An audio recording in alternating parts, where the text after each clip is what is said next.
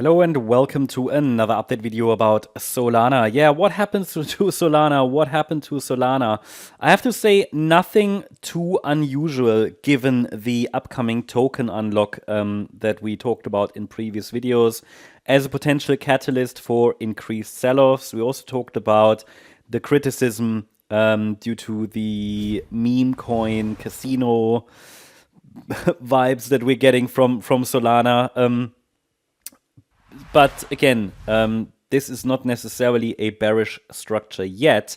I have to warn again, though, that we are in a topping area. We are in a larger topping area. And with Elliott Wave tells us usually where it's getting messy and choppy. And typically the third wave, and this is the daily chart, the third wave is typically the best and cleanest structure to trade.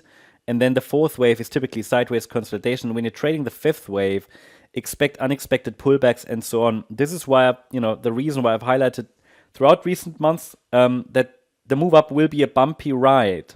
It will be a bumpy ride, and that's precisely what we see right now. It is definitely bumpy. I think we all agree. And why did I know that? Or why could I, let's say, tell you that it's likely going to be a bumpy ride? Quite simply because the move up is not an impulse. We saw that already in September, October, that this is going to be some kind of a diagonal structure at best. So we talk about the scenarios right now, but when we're dealing with a diagonal pattern, it can always also be a corrective rally, and diagonals are consisting of corrective structures as well. So it's messy. It's what we see right now, right? And these morph a lot, they transform a lot, they change a lot, and so on. And given that we are very close to an end of this cycle, as per the analysis here, what the charts are telling us, and maybe we've topped already, but yeah, given that we are very close to the end of a cycle, the risk is high that we form tops a little earlier than expected. Okay, that's always a possibility, but we talked about all that. I mean, anybody who watched videos over recent weeks, months, because I've been highlighting that since pretty much December, when I started to talk about potential tops for Bitcoin as well, not yet confirmed, then this shouldn't be a surprise. But for now, I'm not going to give up on the bullish scenario for Solana, because I see this here currently. There are still, let's say before I can confirm a major price top and then an upcoming wave 2, I will need to rule out 2 bullish scenarios. Yeah, if you want to see a little bit more detail and have a larger or a more detailed discussion about the larger time frame for Solana, what could happen in the next bear market, where could we land, and so on, then check out my video on the main channel, MCO Global. It's from a few days ago. I discussed everything in depth around Solana, also talked about why another low, which we're seeing now, is something we have to consider. It was related to the token unlocks and so on, and I discuss a little bit how the markets work in that video as well. So it's more of an in-depth video. You can find lots of these in-depth videos on the MCO Global channel. The link is in the description. But yeah, what are the 2 scenarios? So one of them is that this is just some kind of a B-wave pullback in a still unfolding wave 5. I changed that earlier today, even though it doesn't really make a difference between yellow and light blue now. It's just that the light blue count can move a little bit lower. So light blue is an expanded flat, or running flat, expanded flat. What is that? So it means that we had between March and August only an A wave. All of this was a high B wave, and we're now in a C wave down. And we could very well move slightly below the August low. That's absolutely possible. And we're just waiting now. I mean, the trend is down now. I mean, we have to accept the trend is down. That's what I'm going with. And I need to see a break above certain key levels before I can say that we are moving back in an uptrend. And that might be a 5th wave then, or it might be the C wave of wave 3, depending on how the structure looks like. But for now, I'm not going to give up on the the bullish case. RSI obviously significantly oversold now. No bullish divergence there yet on the RSI. But this is what I've been highlighting to you in the last few days. This is an area to be watching for a low.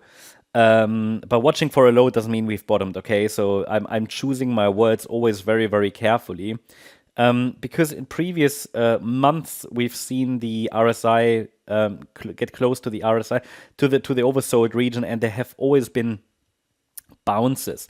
Now, the last time that it was that level, RSI is basically at a, what, 2-year low or something? No, not a 2-year low. What is it? Or 20? Yeah, 2-year low. Because we've been RSI. I'm talking about the RSI only.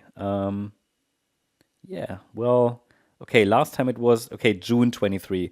Okay, 1.5-year low, you could say. We're approaching that. And this is definitely significant. And you know what happened afterwards. I mean, I'm not saying Elliott wave tells us we shouldn't expect another third wave rally like that. But yeah, there could be another decent rally, I would say. So I'm just watching. It's watching for it, right? It's you know, if you want to catch the falling knife, do it. But if you catch the falling knife, then you have to understand it's still a very, very hot knife that's falling there at the moment, meaning the trend is still down aggressively and the resistances are still holding. My first video today, I showed you a resistance area. I've adjusted that throughout the day. For the latest updates, you can check out our gold membership. I have provided updates for Solana, I think 3 or 4 times today, always adjusting resistance to help you understand what level, what is the first level that needs to break to understand or to give us an indication that a let me delete the yellow count here to understand, help us understand that a local low at least is in place. So at the moment, this would be 155.28. So we would need minimally a break above that level to indicate a low is in place.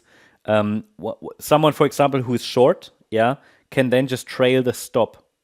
Just an example, not telling you to do that. Obviously, now it's not the best time to go short. That was probably, well, when it hit, when it broke, yeah, breakdown trade. When it broke below the Tuesday low or so, better reward to risk ratio. Now we're obviously in an area where I'm actually already watching for potentially the larger degree fourth wave here to start or so.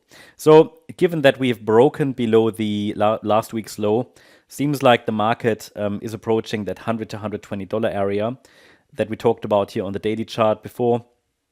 And it might need that one more 4-5 pattern, but if we break above 155.28, then I'll first watch, okay, is it already the larger 4? And this third is already done. And then if we get above resistance for this larger 4, which I don't have yet, then maybe a larger low is in. Any 5-wave move up at this stage, okay? We already were watching for potential low to form here, but as I said to you, it was only a 3-wave move up. So with a 3-wave move up, we don't have any confirmation that a low is in. So yeah, there are a few key levels. So 155.28. And then above that, we've got this $180.40 level.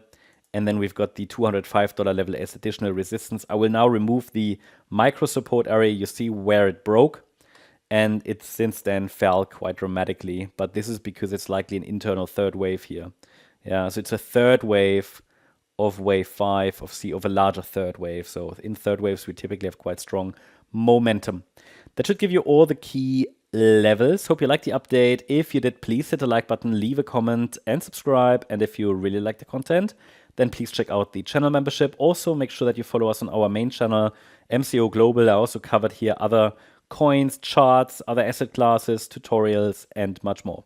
You find the link in the description. Thank you very much. Bye-bye.